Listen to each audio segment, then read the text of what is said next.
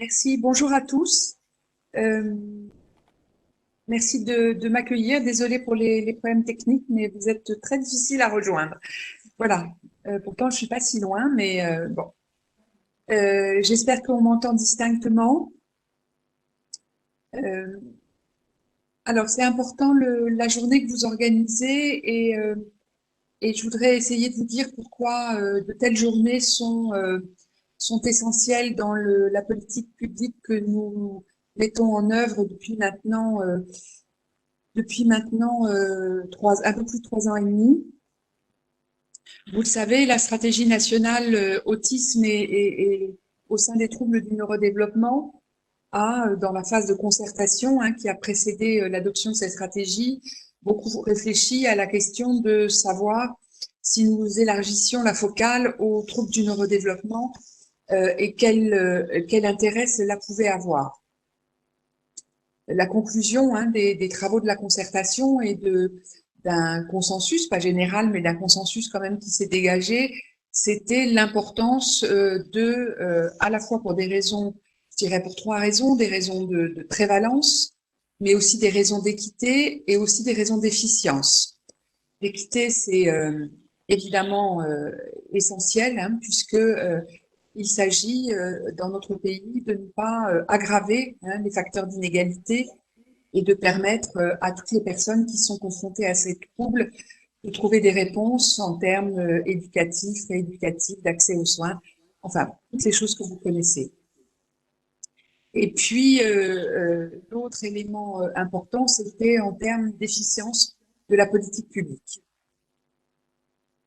Là aussi, cela peut paraître évident pour les scientifiques et les cliniciens que vous êtes,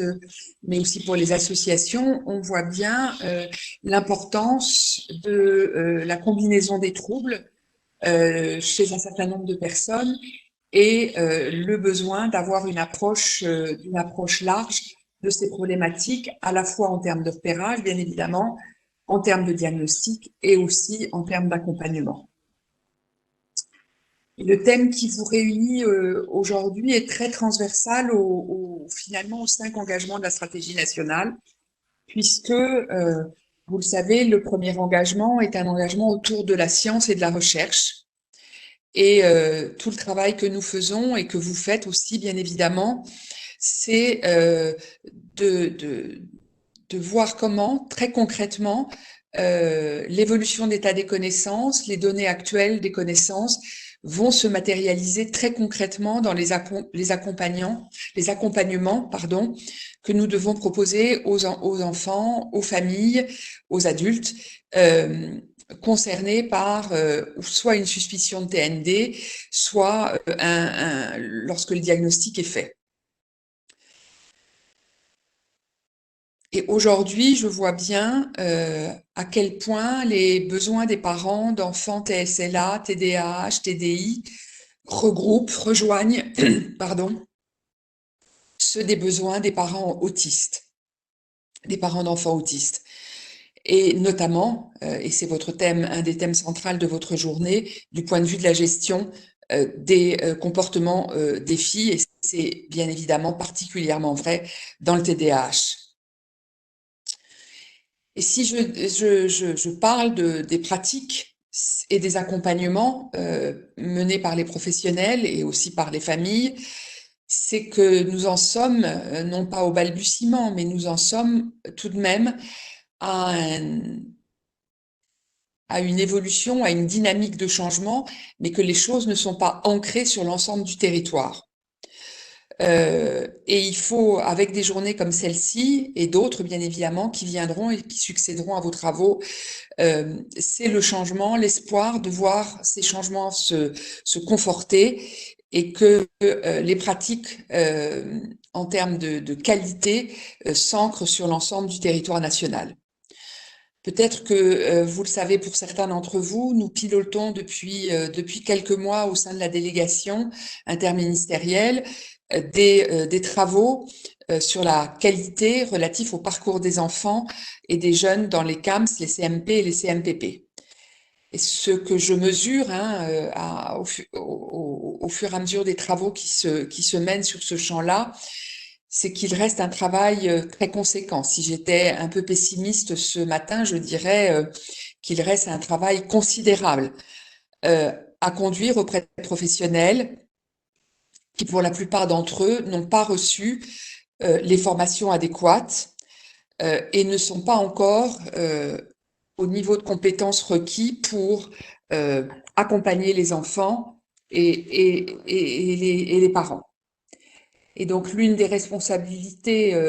de l'équipe de la délégation et de l'ensemble des parties prenantes concernées par ces problématiques dans le champ des troubles du neurodéveloppement, c'est bien évidemment notre responsabilité de les accompagner dans ces changements et de donner à la fois des éléments financiers, budgétaires, hein, c'est le plus classique et finalement presque le plus facile, et puis d'accompagner réellement cette dynamique de changement et cette dynamique de formation des professionnels. Il me semble qu'il y a trois phases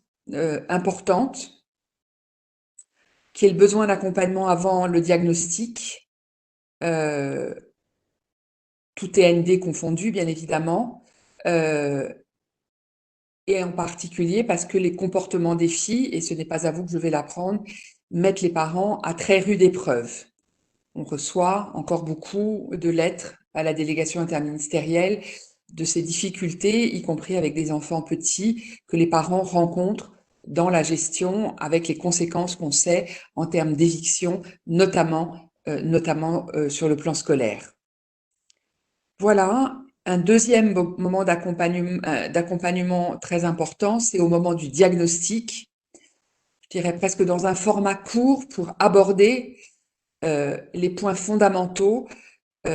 les aider à comprendre ce qu'il va falloir mettre en place durablement.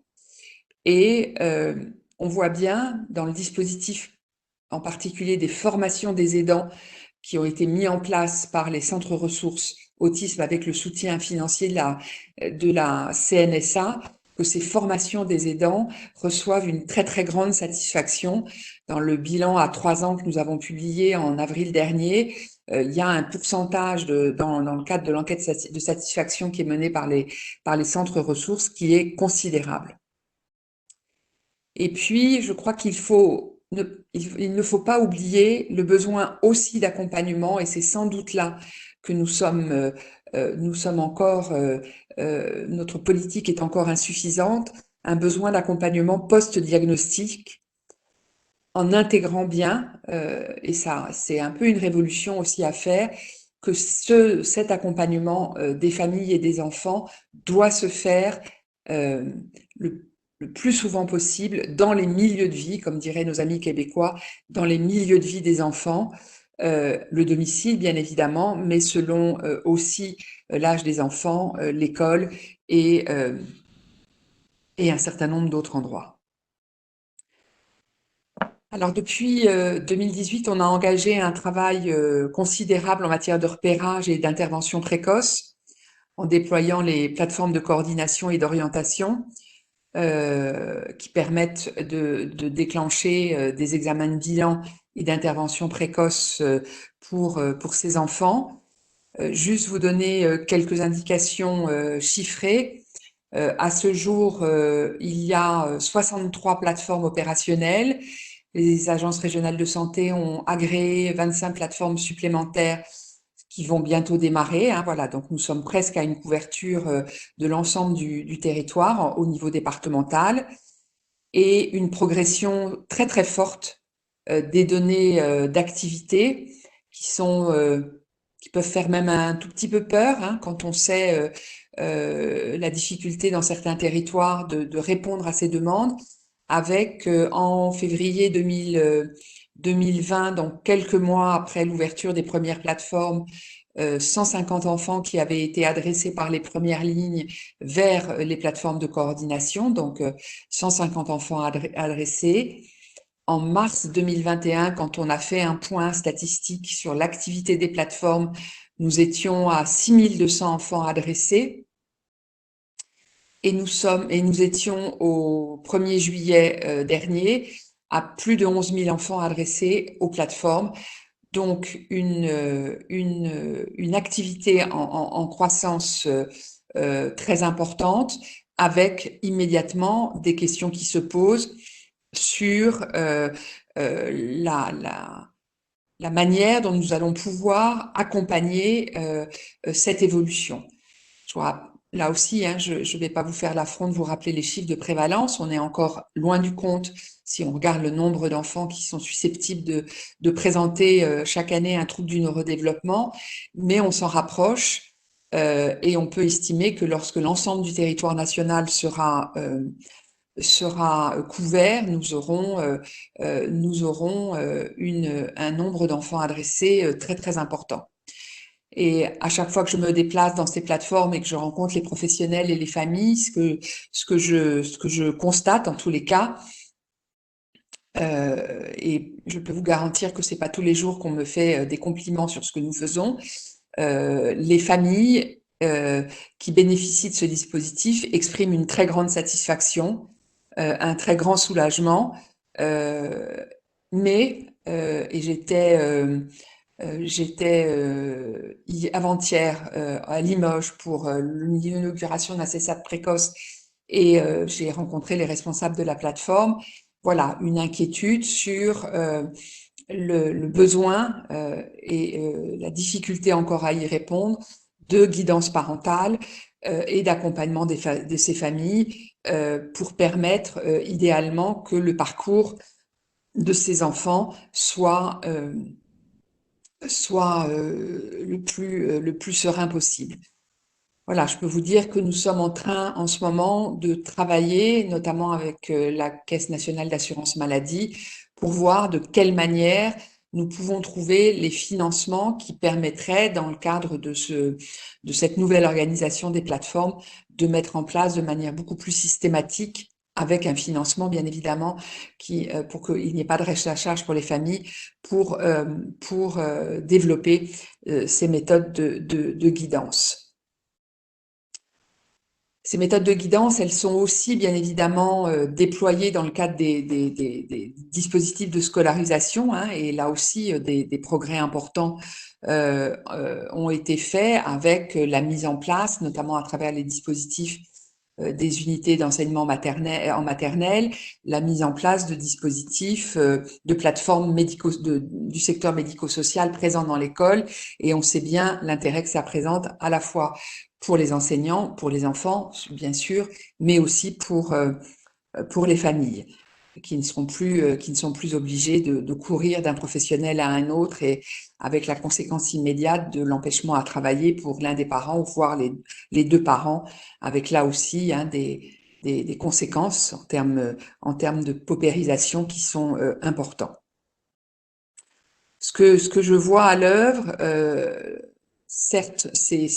les enfants autistes sont concernés par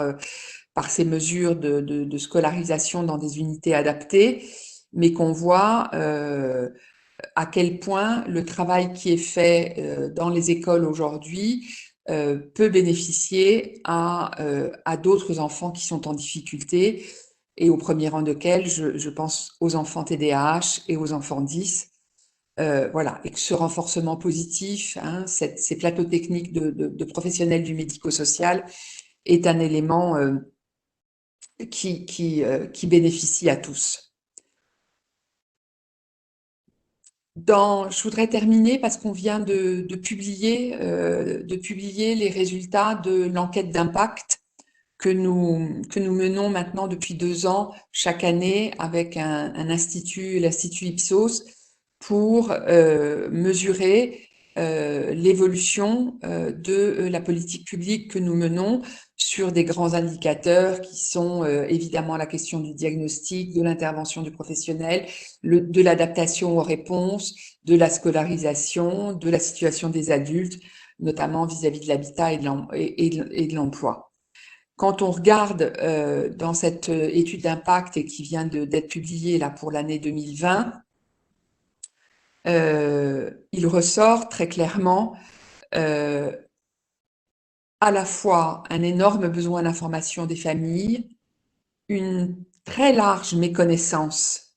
de l'existence, même pas du contenu, de l'existence même des recommandations de bonnes pratiques. Et là, je pense qu'il faut aussi qu'on travaille non seulement avec la CNAM et la Haute Autorité pour renforcer cette connaissance. Et puis, un besoin de formation considérable de la part des parents qui ne savent pas que la guidance existe et où la trouver. Donc, nous allons, dans les années qui viennent et dans les mois qui viennent, inciter les agences régionales de santé à financer et développer ces programmes qui sont aujourd'hui scientifiquement validés. C'est un enjeu majeur dans le parcours de vie des personnes, des enfants.